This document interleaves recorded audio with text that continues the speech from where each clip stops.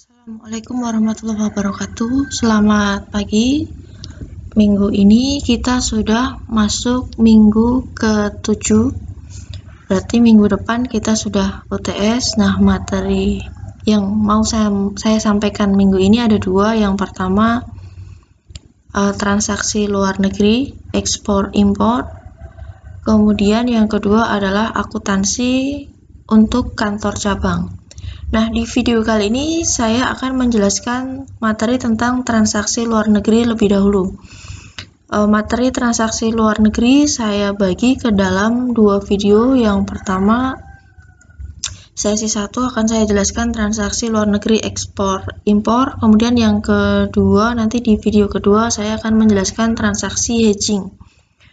Nah, materi akan saya bagikan di WhatsApp group. Oke, transaksi luar negeri umumnya dinilai dengan mata uang asing karena pencatatannya harus dalam mata uang dalam negeri, maka perlu dilakukan konversi nilai transaksi dalam mata uang asing ke nilai transaksi dalam mata uang dalam negeri. Untuk itu diperlukan nilai tukar atau rate of exchange. Nah, konversi nilai transaksi dalam mata uang asing harus dilakukan dengan nilai tukar kurs pada tanggal transaksi. Dan pada akhir periode akuntansi, nilai utang piutang dalam mata uang asing harus disesuaikan dengan kurs yang berlaku saat itu. Nah, berikut ada beberapa istilah yang terkait dengan nilai tukar. Yang pertama, pernyataan kurs valuta asing bisa dinyatakan dalam direct quotation atau bisa juga indirect quotation, tapi yang umum yang sering kita lihat adalah direct quotation. Apa itu direct quotation? Direct quotation adalah pernyataan mata uang asing terhadap mata uang domestik. Mata uang asing terhadap mata uang domestik. Contoh, 1 USD sama dengan 12.250. Contoh lain misalkan 1 yen sama dengan berapa ribu rupiah misalkan. Kemudian yang kedua, kalau yang kedua ada indirect quotation. Jadi pernyataan kursnya itu adalah mata uang domestik terhadap mata uang asing. Jadi terbalik sama yang direct quotation. Contoh di sini 1 rupiah sama dengan 0,0000816 US dollar. Oke, itu bentuk pernyataan kurs valuta asing, bisa direct atau indirect. Kemudian penetapan kurs valuta asing itu bisa official atau ditentukan oleh pemerintah atau berdasarkan mekanisme pasar atau free market floating rate of exchange atau dari hasil mekanisme permintaan dan penawaran. Pasar yang menentukan. Kemudian kalau dilihat dari jenis kurs valuta asing ada dua, ada spot rate sama forward rate. Spot rate itu adalah nilai tukar dua mata asing untuk penyerahan yang segera pada waktu yang sudah ditentukan, bisa saat ini. Kemudian kalau forward rate adalah nilai tukar pada tanggal tertentu di masa yang akan datang, tapi nilainya ditentukan sekarang. Oke, kita langsung masuk ke contoh. Transaksi luar negeri bisa ekspor, bisa impor. Sekarang kita lihat transaksi kalau kita impor dulu atau pembelian dari luar negeri. Contoh, tanggal 1 November 2013, PT Harapan mengimpor barang dari Amerika senilai 100.000 US dollar. Impor dinilai dalam US dollar. Yang akan dibayar pada tanggal 1 Maret 2014. Berarti ini pembeliannya secara kredit. Nilai kurs ada 3 informasi di sini. Kursnya dinyatakan dalam direct quotation 1 US dollar. Tanggal 1 November kursnya 11.410. Kemudian tanggal 31 Desember 12.250. Kemudian 1 Maret 11.690. Nah, secara akuntansi ada 3 pencatatan yang harus kita lakukan. Yang pertama, kalau transaksinya itu melewati satu periode akuntansi, maka pencatatannya yang pertama, mencatat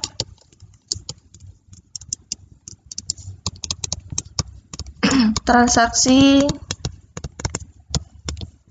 saat terjadi atau saat pembelian tadi. Kemudian yang kedua, akhir periode. Di akhir periode atau 31 Desember terkait penyesuaian utang piutang. Kemudian yang ketiga, saat pelunasan.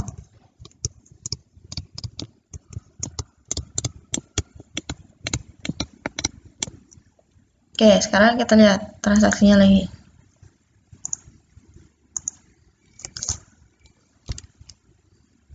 Saat transaksi, kursnya adalah 11.410. Kemudian, di akhir periode 31 Desember, kursnya naik ternyata. Ya, dari 11.410 ke 12.250. Karena ini adalah pembelian kredit, berupa pembelian kredit, ketika kursnya naik,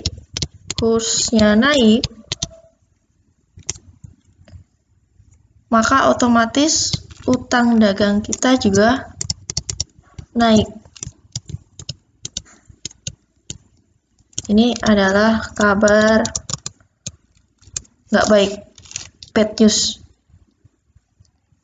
Jadi tanggal 31 Desember nanti kita mengakui laba atau rugi selisih kurs. Karena kursnya ini semakin tinggi, maka nanti kita mengakui rugi selisih kurs. Sekarang kita catat dulu transaksi yang pertama. Tadi yang harus kita catat adalah mencatat transaksi saat terjadi.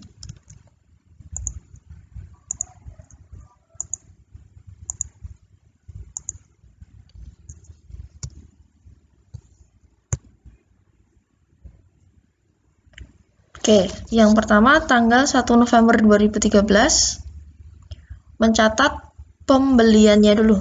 Pembelian saat terjadi 1 November, kursnya adalah 11.410, maka jurnalnya debit pembelian, kreditnya utang dagang falas sebesar 1.141 juta. Angkanya adalah dari 100.000 dikalikan kursnya 11.410.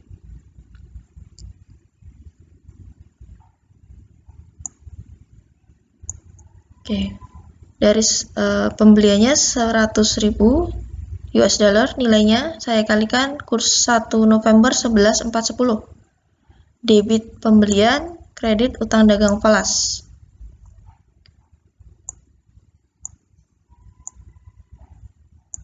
Kemudian yang kedua, tadi kita mencatat penyesuaian akhir periode. Karena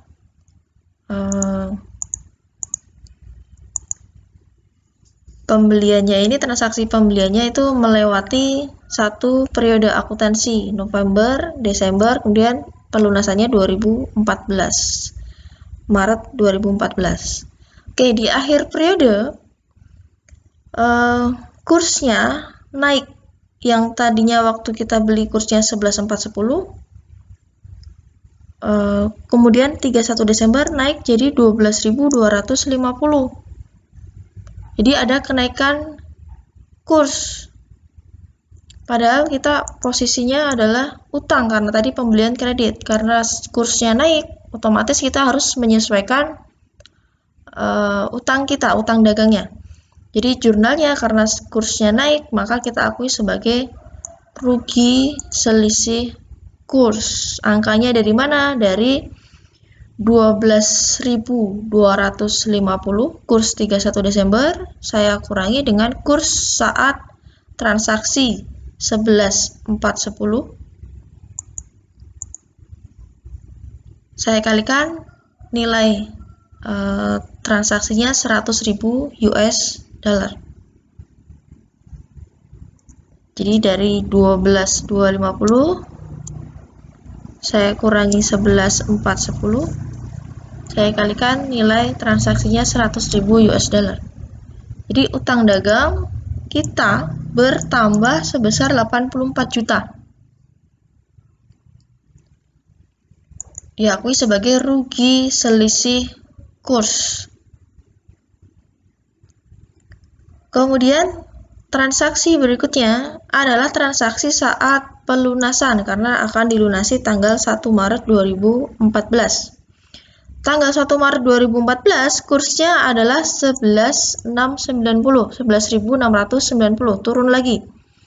Nah, jurnalnya waktu pelunasan kita bayar kasnya adalah sebesar kurs saat transaksi 11.690, saya kalikan nilai importnya 100.000 US dollar. Jadi kas yang kita bayarkan realnya adalah sebesar 1.169 juta. Dari 100.000 nilai impor, saya kalikan kurs saat transaksi saat pelunasan ya, 11.690.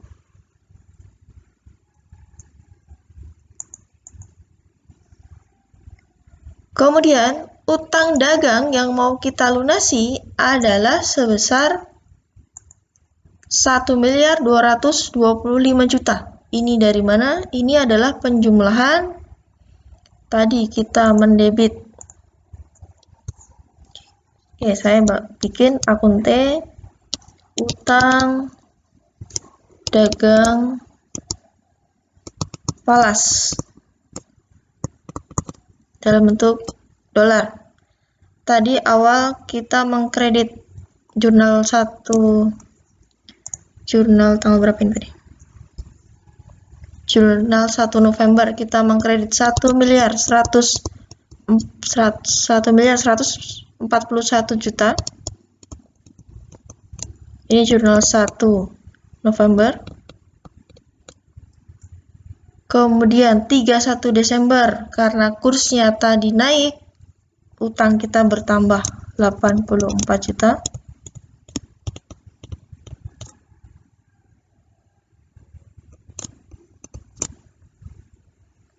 Jadi total utang yang mau kita lunasi adalah 1.225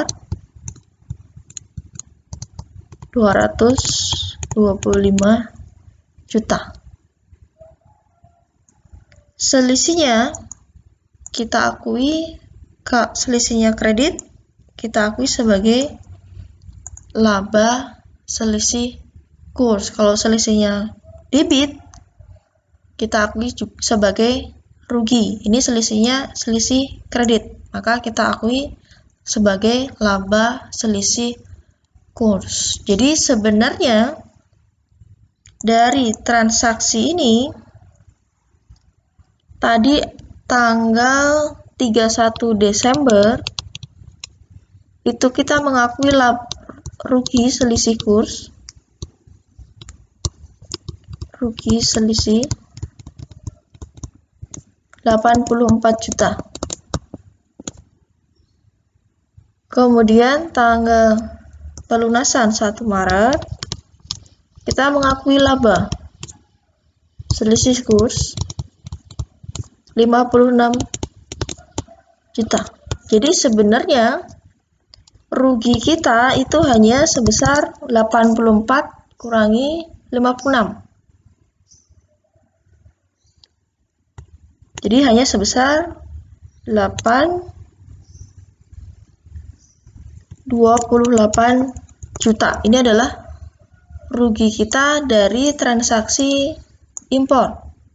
Netnya sebenarnya hanya 28 juta. Oke, itu untuk contoh transaksi pembelian ke luar negeri. Berikutnya saya berikan contoh untuk transaksi penjualan ke luar negeri.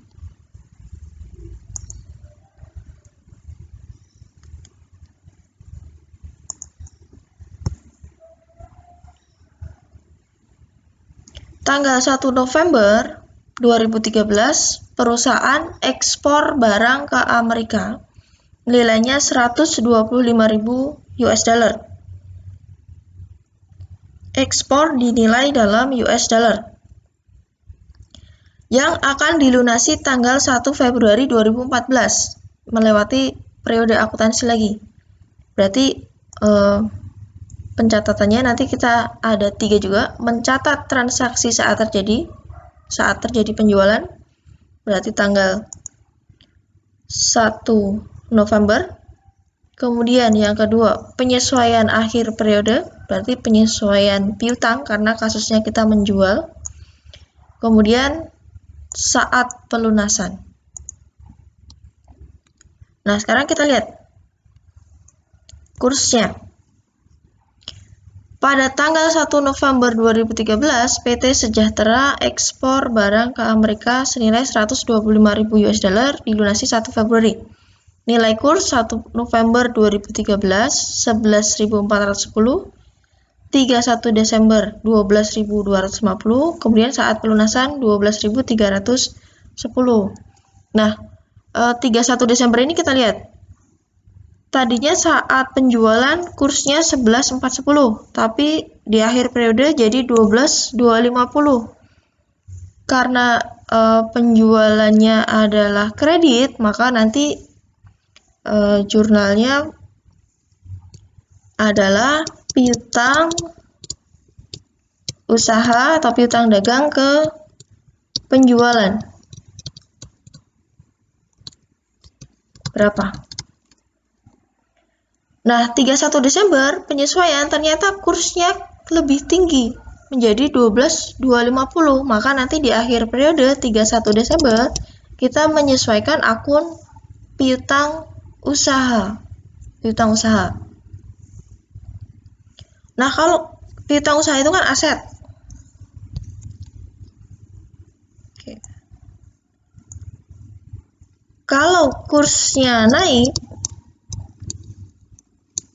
maka nanti nilai piutangnya juga akan naik. Aset kita semakin tinggi. Berarti ini adalah bagi perusahaan ini adalah berita baik, good news. Oke, lanjut. Sekarang kita coba catat transaksinya. Pertama, kita catat penjualannya dulu. Penjualan 1 November, berarti jurnalnya piutang dagang pada penjualan nilainya 1.426.250 dari nilai ekspor adalah 125.000. Saya kalikan kurs saat transaksi 11.410. Kemudian akhir periode kursnya naik. Berarti kita menyesuaikan akun piutang kita. Piutang kita nilainya akan bertambah karena kursnya juga naik. Pencatat penyesuaiannya, jurnalnya piutang dagang, kreditnya laba selisih kurs. Kenapa laba? Karena kursnya naik. Kalau kita punya akunnya adalah piutang, maka seperti yang tadi saya jelaskan. Kalau akunnya piutang adalah aset, berarti kalau kursnya naik, maka ini adalah bahagia perusahaan. Karena nilai piutangnya semakin tinggi. maka diakui sebagai laba. Menghitung labanya bagaimana 31 Desember? Dari kurs 31 Desember 12.250 dikurangi kurs 11.410 saat transaksi, saya kalikan nilai ekspornya 125.000. Oke.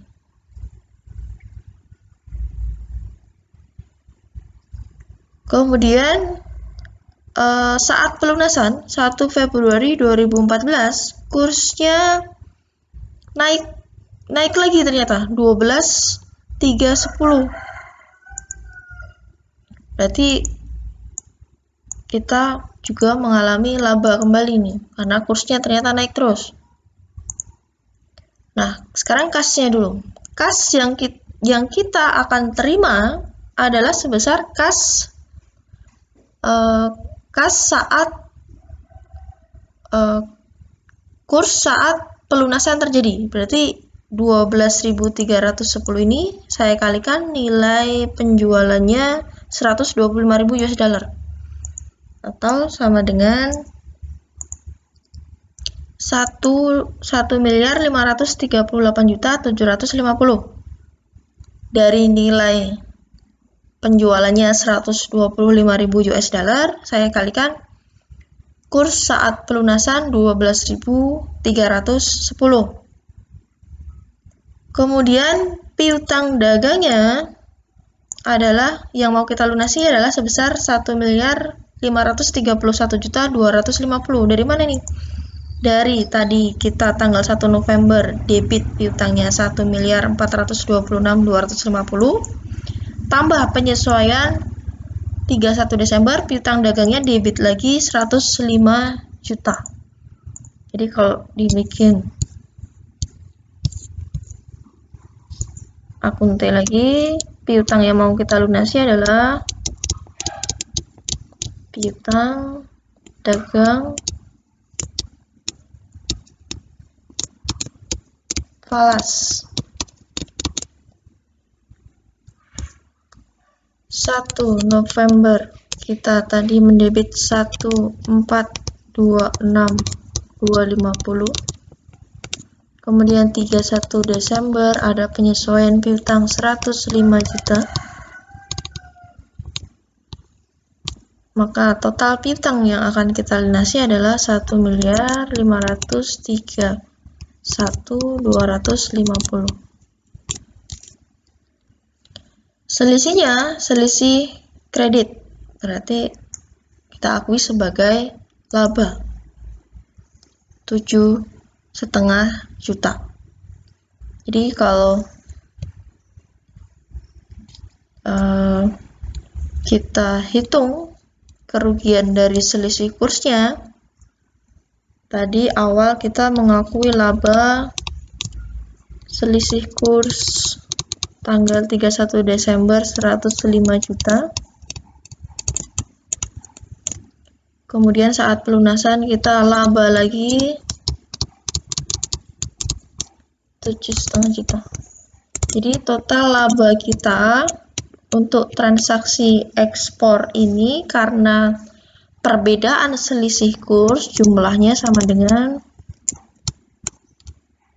112.500.000. Jadi total laba karena selisih kurs yang kita peroleh dari transaksi ekspor itu adalah 112.500.000 karena kebetulan tadi kursnya naik terus. 1 Desember 12.000, 31 Desember naik 12.250, 1 Maret saat pelunasan naik transaksi aja. 1 November 11.410, 31 Desember naik 12.250, 1 Februari saat pelunasan naik lagi 12.310. Jadi kita untung karena kenaikan kurs. Oke, itu materi transaksi luar negeri untuk sesi 1. Di video berikutnya akan saya bahas transaksi hedging. Oke, terima kasih.